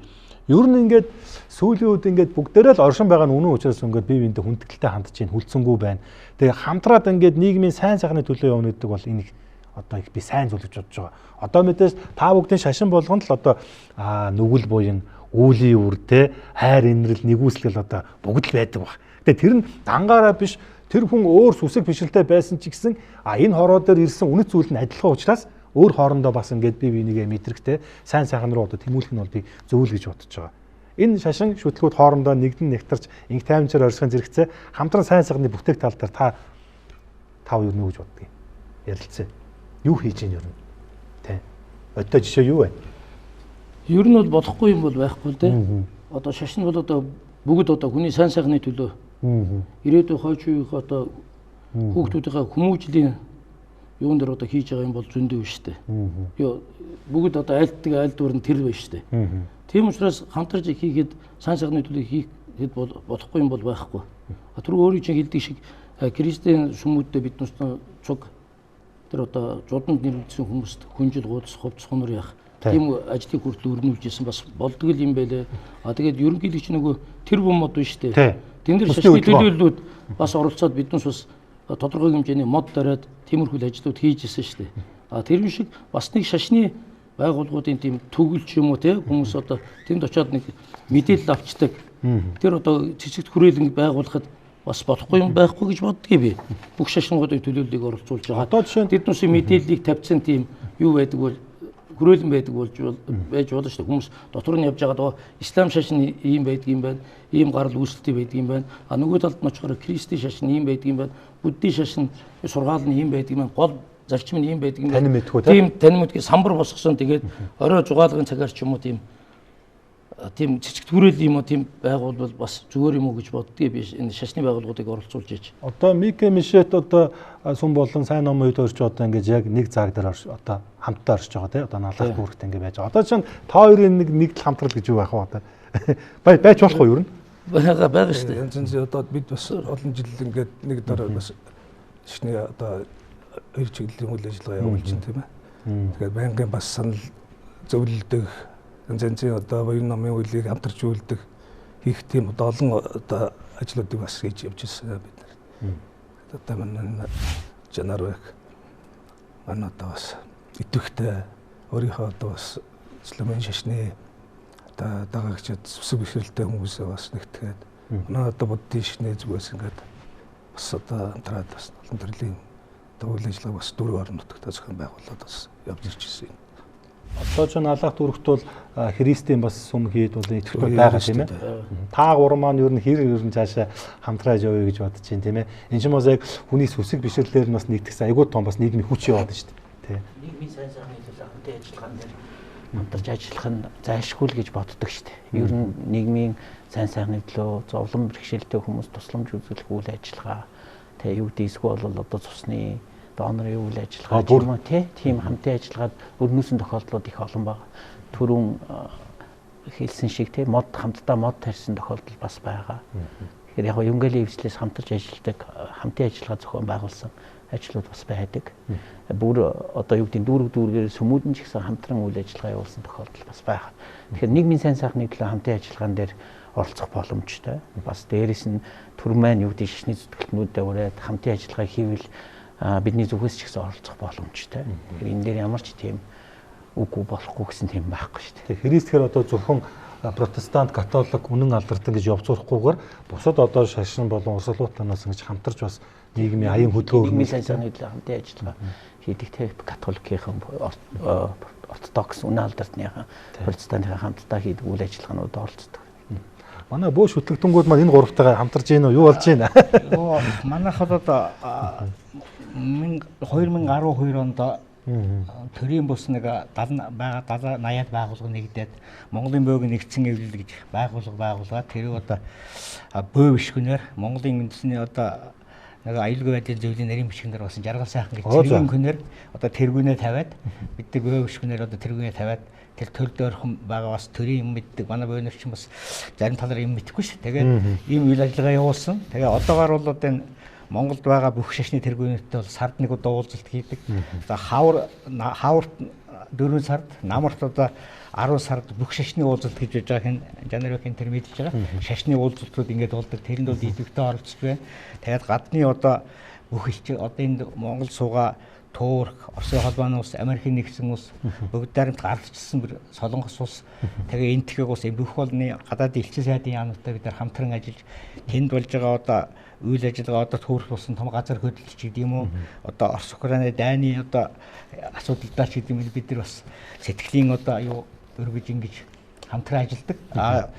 За байгаль орчноо хамгаалах асуудалдаар бид нар бас хамтран манай төрийн бус манай Монгол бөөгийн нэгдсэн эвлэлд нэгдсэн төрийн бус байгууллагууд байгаль орчныг цэвэрлэх газар усаа хамгаалах үйлдэлд одоо оролцож байгаа. Тэгээ одоо хамгийн нэг юутай асуудал нь дараа яригдах үед одоо манайхыг одоо энэ Монголын бөө гэдэг асуудлыг бол шашин уу шүтлэгөө гэдэг аль нь юм бэ тэгээд асар их маргаантай байдаг. За бид миний хувьд одоо энэ дашинд гэхэд Монголын язгуурын шүтлэг гэдгээ тодорхойлж өгмөр байгаа. Монгол хүн болгоно тэнгэр шүтлэгтэй. Тэнгэр шүтлэгтэй хүн бол ямар шашин шүтж болно. Манай одоо 13 дугаар зуунд 93 оны одоо шашны хууль дээр төрчөөс эв нэгдэл уламжилт өв соёлыг одоо яаж одоо бурхны шашныг өлөөдөд үзлэгээ заасан байна. Гэтэл төрч ёсонд энэ 500 жилийн доторх юмыг харсан байна. Тэрнээс цаашаа хараагүй байна. Тэгээ төрч ёсонд манай оролцож ирсэн. Тэгээ энэ асуудлыг би ерөнхий нэгжийн зөвлөх одоо тэр сая одоо хулангойтой хаж бид нар энэ асуудлыг тавьж ирсэн. Дараа нь бөөмөчргойтой бөөмөчрөө өөрөө бой судлаач хүн. Энийг шашин гэж тодорхойлох юм уу шүтлэг гэж тодорхойлох. Бид нар бол тэнгэр шүтлэг гэж бид нар зааж байгаа шээ гэдэг асуудлыг тавьсан шүү. Тавар сэдвээс хазаалаа шүү. Одоо бүр танахыг шүтлэг үү шашин уу гэсэн асуулт руу ороод байна тий. За энэ сэдвийг дараа гаагаад нэг дүгнээд тий. Тэгэхээр би энэ хилцүүлгийн туршид хэлдэг байгаа шашин гэдэг бол ерөөсөө л хүний сайн сайхны төлөөх л энэ зүйл шүү дээ. Тэгэхээр энэ шашин болгоно нэгдээд энэ улс оронд хэрэгтэй одоо нийгмийн сайн сайхны төлөө хүмүүнлэгийн үүсийн төлөө нэгдээд явбал маш том хүч бий. Одоо энэ олон хүн болгон тодорхой хэмжээний шашинтай. Монгол улс чи харьцангуй харин нөгөө шашингуун үзэлтэн их багтаа улс шүү дээ. Ямар нэгэн ингээд тодорхой хэмжээнд хүн аль нэг шашин одоо бүр айхтар шүтээд одоо ингээд мөргөөд идэгөө маа гэхэд ямар ч нэг гандан гажгаар хата нэг хүр дэрэг хүлчдэг. За тэр авчдаг тий. Заршаа авчдаг. За тийшээ бөөгийн нэг овон дээр очихороо нэг чулуу юу мод өргөчдөг, хадаг үйчдэг. За исламын шашны югаар орохороо нэг ингээд мөргөөд гардаг ч гэдэг юм уу тий. Ингээд ямар нэгэн байдлаар шашны зан үйл хийдэг хүн бол нилээдгүй бий. Тэгэхээр эдгээр шашинтнууд нийлээд нэг одоо Монгол улсад шийдэх асуудал зөндөө баг шүү дээ. Хүмүүнлэгийн талаас нь тий. Дээр нь одоо энэ үндэсний эв нэгдлийг бэхжүүлэх, үндэсний сайн сайхны төлөө хүйсийг талаар аян өрнүүлэх талаар зөндөө олон нийгмийн тулгымцсан асуудал байна. Эдгээр дээр эдний маань хүч нэгдээд явах юм бол энэ маш их боломж бол бий гэж харж байгаа.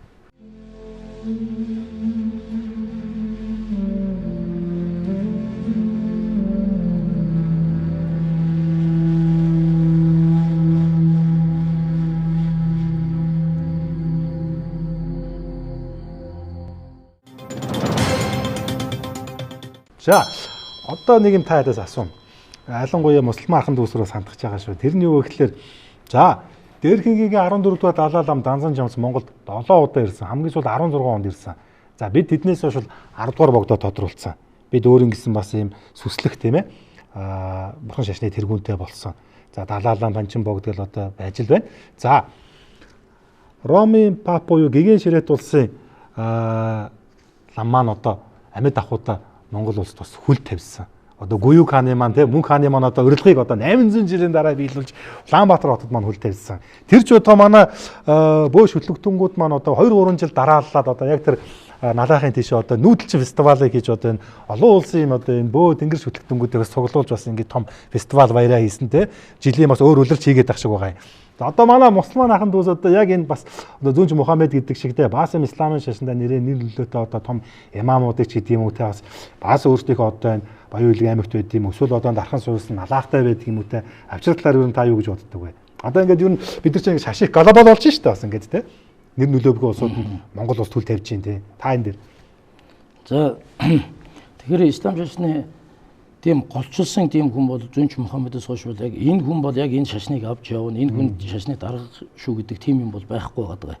Тэгэхээр манайх бол зүгээр Монголын мусульманы нийгэмдүүдийн холбоо энэс 2 жилийн өмнө Казахстан улсын шашны тэргүүн Назарбаев гуйг Наврузбай гуйг Баян-Улгийн аймагт урьсан. За. Тий, тэнд ирсэн манай шашны манайхд одоо хамгийн юу ойрхон байдаг ёс заншил үйлдэлээр хамгийн ойрхон байдаг нь бол Казахстан улс байгаа. Ойрхон байгаа тий. Тэр хүнийг Баян-Улгийн аймагт авчирч урьсан. Тэр хүнтэй биднес үйл ажиллагаагаа явуулсан. Цаашдаач бас ерөнхийдөө Казахстан улс манайхтай хил нэгтэй шашны маань гол том объект субъект нь тэнд байгаа учраас тэр Казахстан улстай биднес холбоогоо байгуулах тал дээр нэлээд их ажиллаж байгаа. Тэрний гадна Турк улсын элчин сайдын яам байгаа. Турк улсын элчин сайдын яамны газрууд шашны хэрэгэл газар гэж байна. Тэр хүн бас манад маш их үйл ажиллагаануудыг хийж байгаа, манай шашнуудыг дэмжиж байгаа. Ерөнхийдөө нэг яг тийм саяных шиг поп тэ далаанам тийм дайны залах хүн бол одоо өнөө маргааш бол манад бол байхгүй байгаа байхгүй юу? Гэтэ удахгүй бас тийм юу тодорхой үүсэхгүй юу? Үүсэхгүй л дээ. Гэхдээ тодорхохгүй. Мухаммедээс хойш тодорхохгүй гэж манай шашинд яадаг болохоор тий байгаа учраас тийм голчилсан тийм хүнийг бол байхгүй гэж бодож байгаа. Бид ч өөрсдөө тийм аллах шүтлэгтэй учраас ерөнхийдөө бол аллах бол биднээс шүтлгэл гэж үздэг. Одоо би таныг одоо ярьж чад би нэг аллахдах нэг мишэтийг харуулад байна л да. Яг танаас энэ одоо чинь нэг дор хэдэн өмөргөлийг багтаамжтай. 250 хүн өмөргөл хийх багтаамжтай. За энд бол тэгээ одоо Наврузын баяр болж байгаа учраас хөл хөдөлгөөн бүр нэмэгдэх үү?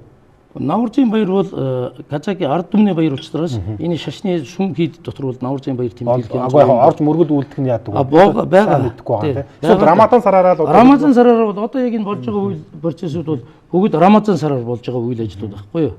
За би мэдгүй шиг асууж байгаа шүү. Одоо чинь ингээд энэ эмэгтэйчүүд ингээд энэ сүм дотор чөлөөтөөр мөргөл үлдэж болох уу? Болно. Одоо шиг заавал ирчүүд ихэж орно гэх үү? Гүү.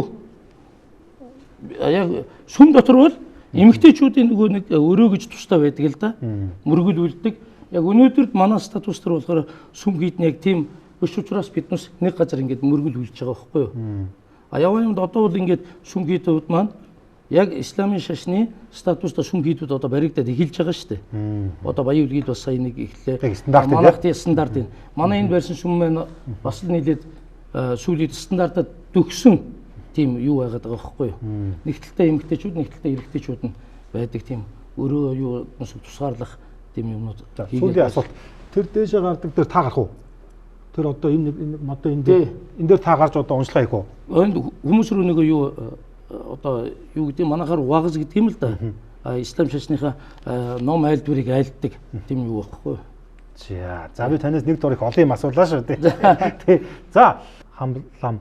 За эргүүгөө ирсэн байгаа. За та бүхэн бол хэртний танилуд. За одоо бас бараг 10 гаруй жилийн өмнө та бүхэн нэвтрүүлгээр учран зоолгож ийсэн. Тэгсэн. За тэгээ тэрнээс шүү цаг хугацаа шиг хурдан явсан байна. Тэгсэн. За миний мэддэг сайн номон хэд өнөөдрийн сайн номон хэд хоёрын хооронд ямар ялгаа юу гарсан бэ? Би одоо энэ сүүл ингээд зураг хураг хахад ер нь л ингээд баг багаар л өөрчлөгдөд дотор талд бол би бүр ч их болов гэж бодож байгаа. Сайн номын хийдээр сонин сайхан. Тэг. Одоо яг ер нь өнгөрсөн бас 10 жилийн өмнө хаа тийм ээ. Тэр бас танаа тооны гэдэг нэвтрүүлгээр бас та манад дээр ирж бас шав сурагчдаа уулзалдаж хонж өнжиж тэн дээр бас одоо нэвтрүүлэг хийж ингэж байгаа. Тэр цаг үеэс хойш бас баггүй хугацаа өнгөрсөн байна. Хэдийн одоо үйл ажиллагаа маань үндсэндээ нэг одоо 35 6 жил одоо тасралтгүй явагдаж байгаа. Өө зөө. Энэ хугацаанд бол налах танх одоо байгуулагдсан бурхны шашны одоо хийд тэгээд одоо аль болох бас цаашаа өргөжүүлээд үйл ажиллагааг таслах байгаад явахыг ингэж хичээж явж байгаа. Тэгээд бидний одоо гол зорилго бол налах маань бас өөрөө онцлог газар.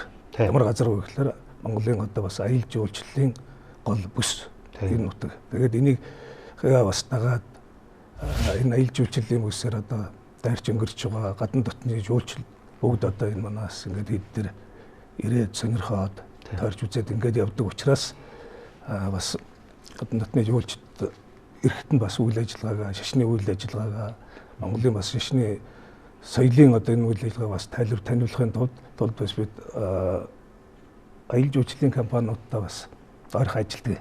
Тэгээд тэр зүгт гарч байгаа компаниудыг жуулчдын хүлээж аваад тэнд үйл ажиллагаагаа танилцуулаад ингээд явахыг тасралтгүй үйл ажиллагаагаа бас ингээд олон жил хийгээд явж байна. Тэгээд тэр хоорондоо бас үйл ажиллагаа зөвхөн одоо сүм хийдэг чинь нэг сүм дотор нэг хэдэн ламдар ном уншаад суух гол нь биш.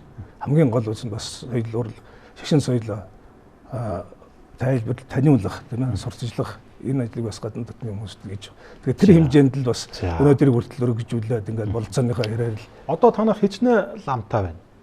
Одоо яг хаа тэгээд ер нь шав сурагчд мөрөгч гадна дотн суралцж байгаа энэ хүмүүстэй нийлээд нэг 40 гаруй лам нартай. Тэгээд хажуудаа бас юуны ерөнхий эрдмийн дунд сургуультай. Тийм ерөнхий боловсролын. Тийм.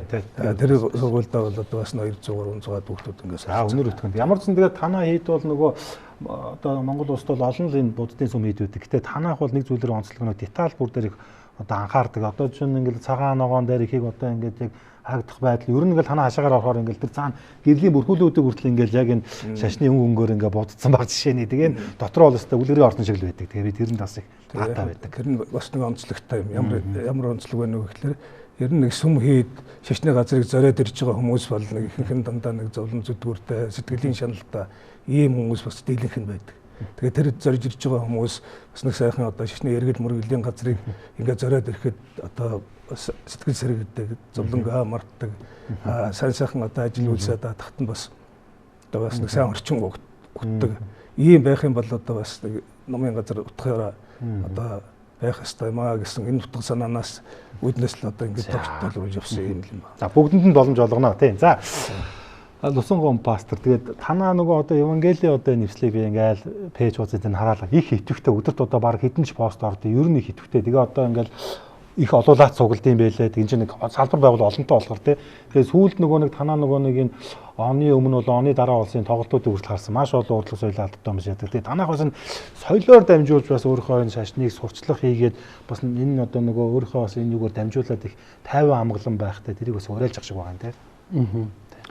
Би ч одоо хоёр байгууллагыг төлөөлөд байж ах шиг байна. Нэг нь болохоор Монголын Евангелийн эвсэл Христийн протестант сүм цуглаануудын нэгдсэн тийм эвсэл байгаа.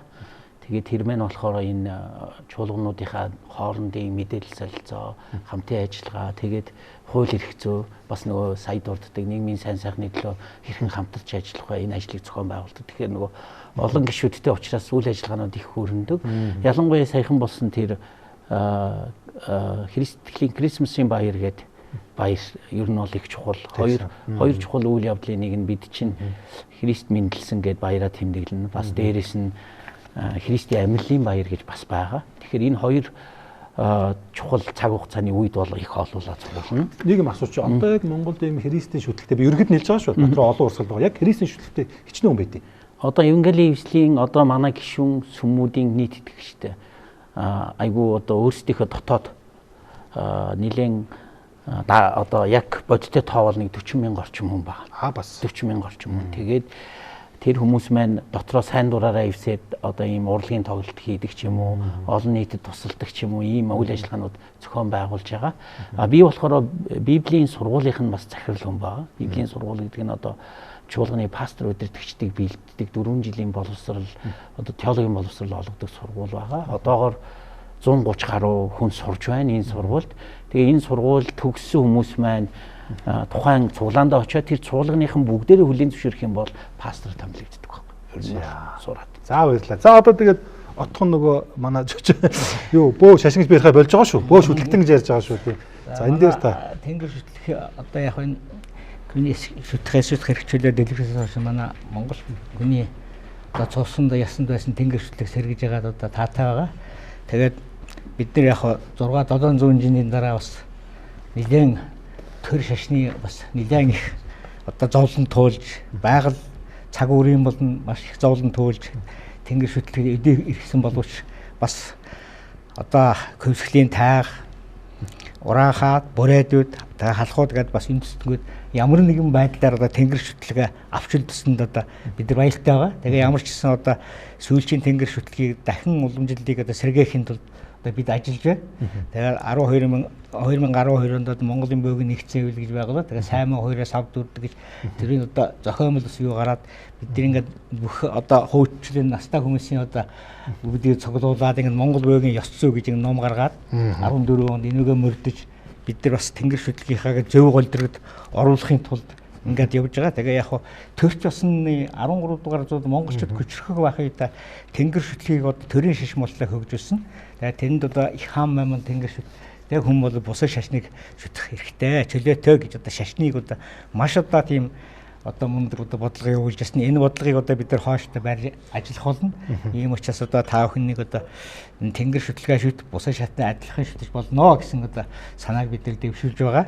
За манай бөөгийн хувьд бол одоо шашин гэх нь одоо хүмүүс зарим шашин ингээд төрийн хэлцээ тийм ээ. Тийм учраас энийг одоо яг заавалч шашин гэж бид нар яриад байгаа юм шиг. Энийг бол хууль эрх зүйн хувьд тэнд алдаа гаргаж байгаа усуудыг ямар байдлаар одоо бид нар хариуцлага тооцох юм бэ?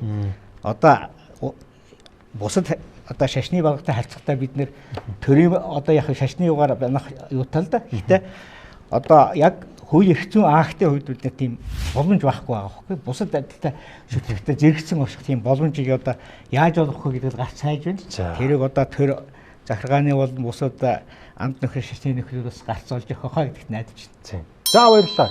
Ямар ч хэдүүлээ цаг болсон. За одоо тэгээд хэдүүлээ хилцүүлэг маань ингээд жаргаж байгаа учраас тэнцэнд одоо юу болж штэ нөгөө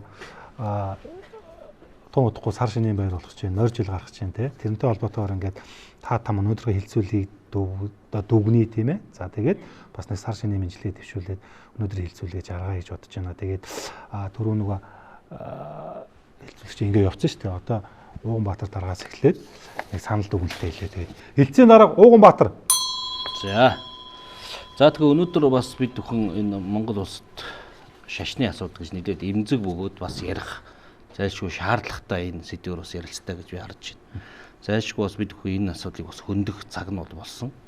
Гэхдээ шашин гэдэг бол ер нь бол их эмзэг сэдв. Улс орны тусгаар тогтнол, аюулгүй байдал, цаашлаа дэлхийд дахины инх тайван гэдэг нь олон хүчин зүйлд нөлөөлдөг ийм том одоо асуудал.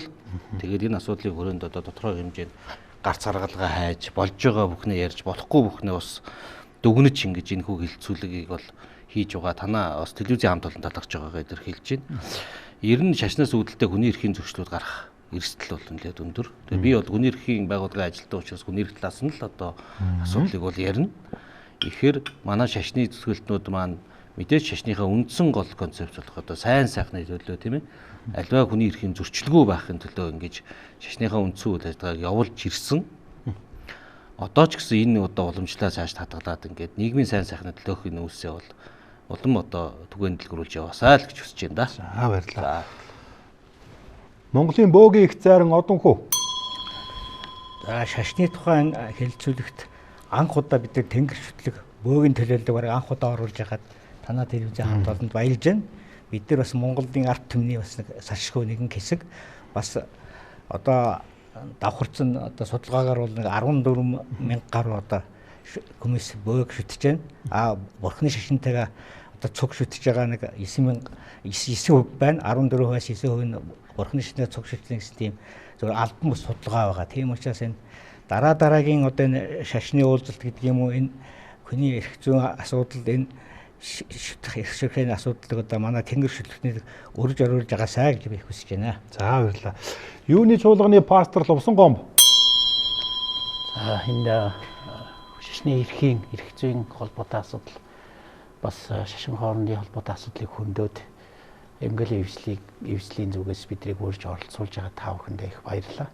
Тэгээ Монголд одоогоор эмгэл эвсэлтэй холбоотойгоор 40 орчим мянган Христ шүтлэгтэй Христэд итгэдэг хүмүүс амьдарч өөрийнхөө нийгмийн талбар бүрдээ нийгмийнхаа сайн сайханд хувь нэмэр оруулж байгаа.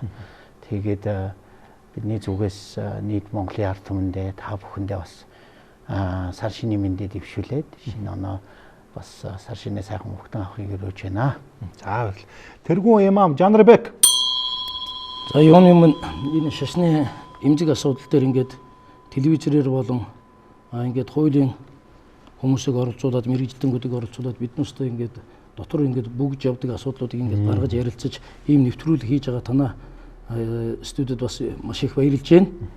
Өнөөдөр Монголд амьдарч байгаа хоёр үндэстний нэг нь Казак үндэстэн манай шашнаас өмнө бидүүч нь улсынхаа хөгжилд маш их хувь нэмэр оруулсан ард түмэн гэж бас бүгд мэдж байгаа. Хаана хүнд үйлдвэр байна, тэнд Казакгүй газар гэж бол байхгүй. Хот босно. Тэгээд тэнд Казак хүмүүс бол байж байгаа. Ягаад гэвэл бидүүсийн эх орон учраас бидүүс тэнд ажиллах ёстой, чадах нэгээр туслах ёстой гэж үздэг. Тэр Казак хүн байгаа газар өнөөдөр ингээд шашин шүтлгийн маань одоо дэмжиж өгж биднээсээ сүм хийд байгуулахад тусалж байгаа төрдөө биднээс асуудлыг ингээд ялгаж салгаж өгж байгаа дээд шатны байгууллагуудад бас их маш их Казакийн ард түмэнд баярлж явдаг. Өнөөдөр Монгол улсад яг Казак үндэсний ислам шашны 70 гаруй сүм үйл ажиллагаагаа явуулж байна. Зөвхөн баяуулгыг гэхгүй 150 мянган Казак иргэд маань бүгд өөрсдийнхөө оршин тогтож байгаа тэр аймаг, сум, дүүрэгтээ бол маш их хэмжээний одоо хувь нэмэр оруулж үйл ажиллагаануудаа явуулж байгаамаа.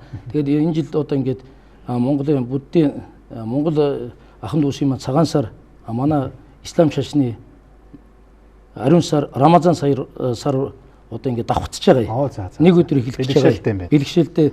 Тэгэхээр та бүгдэд ариун сар Рамазан сарын мэндийг хүргэе, сар шиндээ сайхан шиндлээрээ элэг бүтэн иг тунг эвтэй найрамдлага амьдрахын ёроолыг дэвшүүлье. За баярлалаа. Тэргүүн хамблам нэргүү. За тэгээд өнөөдрийн бас энэ ил зүйлгээр бид олон чухал сэдвүүдийг хөндөж ярьлаа. Тэгээд ялангуяа бас энэ одоо Монголд үйл ажиллагаа явуулж байгаа олон төрлийн одоо шин сүм хийдүүдийн үйл ажиллагааны бас зорилго чиглэл нь бас тодорхой. Тэгээд энэ дэр бас одоо түрүүний бидний гол хөндөж ярьсан сэдв бол одоо хууль гэж байна. Тийм ээ. Одоо хуулийн одоо бас шинжилэл хуулийн хүрээнд үйл ажиллагаа явуулахад шашны ямар ч байгууллага одоо шашны үйл ажиллагаа явуулж байгаа хинч байсан хуулийн хүрээнд үйл ажиллагаа явуулахад бидэнд гарт баригдахдаа одоо яг дагж мөрдөх тийм тодорхой шашны хууль хэрэгтэй. Тэгэхээр өнөөдөр бид энэ сэдвээр одоо ингэж голлож ярилцсан учраас одоо бидний хийсэн энэ хэлэлцүүлэг маань бас үр дүнгээ өгөөс холбогдох одоо бас одоо хууль санаа ажиллагчид хуулиэр одоо холбогдох байгууллагууд нь бас очиж энийг бас тий ажил хэрэг болгоосоо энэ одоо бас хууль зайлшгүй одоо шаардлагатай цаг үе болсон байна гэдгийг бол одоо өнөөдрийн энд суусан одоо шашны төлөөллүүд бүгд санал нэгтээ одоо дүүнэж шиллээ. Тэгэхээр энэ маань одоо бас цаашаа ийм хэлэлцүүлгүүд зөвхөн энэ телевиз дээр биш цааш бас олон одоо ийм газар сүм хийдийн оролцоотой шашны одоо төлөөллийг оролцуулсан ийм хэлэлцүүлэг бас өргөн үрэттэй нийгэмд явагдасаа гэж ингэж үзэж байна. Морин жилийн мэдлэгээ. Тэгээд бас одоо гал морин жил сүрээр дарагч юм их одоо гал морин жил одоо айлчлан ирж байна. Тэгээд энэ айлчлан ирж байгаа бас гал морин жилийнхаа сар шинийн мэдлэгийг бас үзэгч олон түмэндээ өргөе. Тэгээд бас энэ арга хэмжээг зохион байгуулж биднийг бас нэг дор одоо ингээд цуглаж уулзалт ард түмэнд бас мэдлэгээ дэвшүүлэх юм болцоогаар хангасан. Тэгээд 24 дугаар телевизийн хамт олонд бас ажлын амжилт сайн сайхныг хүсье. За баярлалаа. За тэгээд нөгөө би ч нөгөө хоосон байсан гэртээс нөгөө шашин гэдэг ганц ном олж ирээд ирсэн. Тэгээд та хэд маань яг өөр өөрсдийн бас нөгөө тулгуур те одоо ном судраа барьж ирсэн баг цагаад ингэж явчихъя те. За юмны мань ислам шашны гол барьдаг ном судар нь бол Куран судар байгаа. Куран судар одоо бидүүс энэ нэвтрүүлгийг эхэнд хэлсэн 90 онд анх Монголд одоо шашин төрийн хууль ингээд батлагдж байгаа. 93 онд тэр үед бол нэг тодорхой хэмжээний хэдхэн сүм байсан. Тэр үед нэг аав ээжээсээ өвгдөөдөөсөө уламжлагдаж ирсэн Куран судрууд л байсан. Одоо юм хөгжихийн ирэхээр өнөөдрийг гэхэд бидүүс энэ Куран судрыг одоо монгол хэл дээр хөрвүүлсэн монгол хэлээр орчуулсан юм Куран судрыг авчирж байна. Ягаад гэвэл энэ Куран судрыг одоо манай Монголд байгаа ахын дүүс маань уншиж Куран судар дотор ер нь юуг сургадгийг, юуг айлддгийг, ислам шашин ер нь ямар зарчимтай байдаг гэдгийг одоо бүх одоо хүмүүс энэ мэдлэгээ дээшлүүлээсэ гэж бодоод энэ Куран судрын нэг юуг танд энэ танаас студид өгж байгаамаа. За баярлалаа. За энэ чухал юм. За баярлалаа. Тэгээд би бас танай телевизийн хамт олонд Бурхны ишин ба таны мэдхүү гэсэн энэ 3 бот номыг одоо өөрийнхөө бас олон жилийн судалгаа суралцах энэ гарын авилгуудаа эмхтгэж нэгтгээд ингээд энэ 3 бот ном болгосон байгаа. Тэгээд энийхээ бас энэ номын дэжиг бас танай телевизийн хамт олонд өргөн барь энэ дээр бол одоо Бурхны шашны холбогдолтой бүхий л зүйлийг л одоо энгийн үг өгүүлбэр хэллэгээр одоо маш товч өгөө тодорхой тайлбарлахыг зорьсон байж байгаа. Тэгээд эндийг одоо уншаад үзэхлээр энэ Бурхны шашны холбогдолтой энгийн одоо зүйлүүдийг бүр ойлгоно. Тийм учраас номыг бас ингээд за баярлалаа. Барьж байна. За ажлын амжилт сайн сайхан. За баярлалаа тий. За баярлалаа. Христ итгэлтнүүд бол угаасаа энэ ариун библи гэдэг библийн номыг барьдаг. Тэгээд түүхээр бол одоос 700 гаруй жилийн өмнө монгол хэлээр библи орчуулагдсан түүхэн баримт байгаа. Тухайн үе Хувлын хааны үед Монте Карвинагийн Жон гэдэг одоо орчин үед бол пастор гэдэг тэр үед бол фадер эцэг гэж хүн Бээжин хотод ажиллаж явах үедээ одоо татаруудын хэлээр шинэ гэрээг бас дуулал номыг орчууллаа гэж бичиг явуулсан пап руу явуулсан бичиг нь одоо хүртэл хадгалаастай байгаа. Тэгэхээр одоогоор бидний гарт бол мэдээж тэр 700 гаруй жилийн өмнөх библи нь байхгүй. Гэхдээ 180 гаруй жилийн өмнө орчуулсан библи бидний гар дээр байгаа. Тухайн үед Оросд ажиллаж исэн англи мишнеруудын монгол хэлээр орчуулсан 180 гаруй жилийн өмнөх библи байдаг. Тэгээд тэдгээр библиудыг бид нар сүүлийн үед эмхтгэж янз бүрийн хэлбэрээр хэвлэж байгаа. Тэгэхээр энэ библийг одоо ийм библи танд гарт болно. За баярлалаа. За би чинь нөгөө мортны ишиг явган тэгчээр ингээд бахалж дэвтэрч дээ. За баярлалаа. Тий. За та. За Монголын тэнгэр шүтлэгтний бол одоо хөлгийн их судар бол нууц төвчөө юм байна. Монголын одоо нууц төвчөөг одоо Монголын тэнгэр шүтлэгтний хөлгийн судар гэж үздэг. Одоо Монголын хөхин шашин гэж хэлдэг. Одоо хэлсэн алдаа дэдэмтэн оперуугаа одоо нууц төвчөө бол тэнгэр монголчуудын тэнгэр шүтлэгтний одоо хөлгийн их судраа гэж тэнд бол одоо илэм өртлөө одоо нууц ойлгомжгүй мөртлөө далд ийм одоо тэнгэр шүтлгийг одоо ингээд илэрхийлсэн байдаг. Тэгээд 600-ны урд одоо тэнгэр шүтлэг маань олон одоо шашны урсгал олон төрлийн үүрэг үзэж эдэг хөрч ирсэн боловч бид 12 оноос эхлэн одоо Монголын тэнгэр шүтлэг нэгдэж хөвчний одоо удган зайрангуудын санал хөвчлэг авч Монголын бөөгийн ёс зүйгээд бөөхөн одоо ямар одоо ёс зүйг барих юм яадгийн одоо бүх юмыг энд одоо ингэж нэг ёсны сударлаж ингэж ер нь бөөгийн тухай маш олон судар ном байсан. Одоо тэрийг одоо устгагдсан янз бүрийн ус төрийн зорилгоор устгаж яасан энэ зүйл зөндөө байгаа. Тэгээд энэ Монгол бөөгийн ёс зүй манай эвл Монголын бөөгийн нэгдсэн эвлийн одоо 13 жилийн ажлын тайлан альбом энийг танд За баярлалаа. Бараг эвлийн гишүүн болчихоо яач. Тийм. За тэгээд хүрэлцэн ирсэн та тавтаа талархлаа илэрхийлье. Аль 13 дугаар зуунд алдарт Плана Гарпини, Вильям Рубрик бол монголчууд бол их олон шашинтай гүрэн юм байна шүү гэд ингээд бүр бичээд үлдээсэн байдаг. Тэгээд бид чи одоо шашаа яриад байгаа боловч 8-9 жилийн өмнө ч гэсэн бид ингээд олон шашин дунд ингээд инх тайванчаар зэрэгцсэн орж исэн байлээ. Тэгээд би хэлцүүлгээ төгсгөл дандаа зочтойгоо нэг бүрчлэн гар барьдаг гэсэн хэдүүлээ нэг баруун гараараа нэг ингээд нэг гар гараа дараад нэг ив санаагаа нэг илэрхийлчихэд их хөө. Тэгээд хэлцүүлгээ ингээд жаргаач тийм. За баярлалаа. За ингээд манай Уган Баатар гівт шүү.